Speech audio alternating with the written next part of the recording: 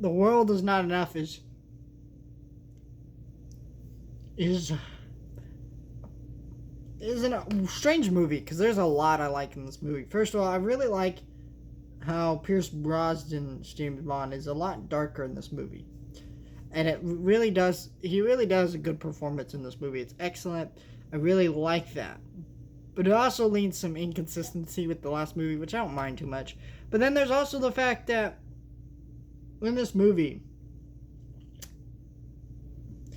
there's a subplot about this girl who is kidnapped by a kidnapper, forced to use her body in ways she doesn't like. And this is a spoiler.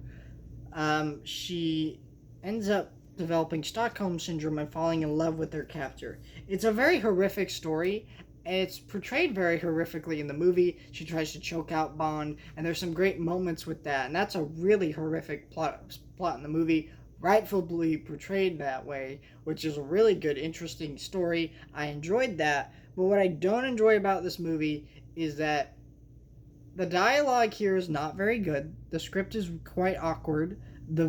And yeah, I mean, all the actors are giving convincing, good performances, but it doesn't hide the fact that the script and the story doesn't flow together very well. It's not a very well paced movie, I don't think, and it's not a very well put together script and screenplay. But the movie moves at a decent pace when it needs to, but for the most part, it's a little too slow.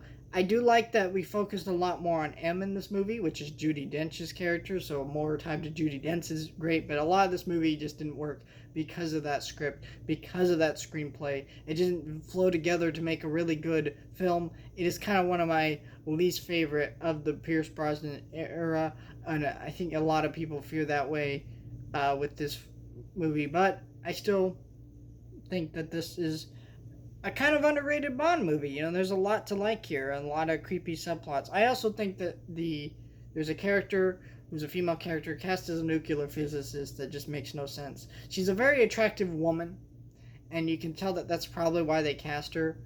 But she does no business playing a nuclear physicist. Her performance is awful. Her face is always wooden in moments when she's in danger. It doesn't really work out. But overall, this is a pretty good, pretty decent Bond film. It's not one of the better ones, but it has some of the better elements of better Bond films, which is something to note that a lot of people don't.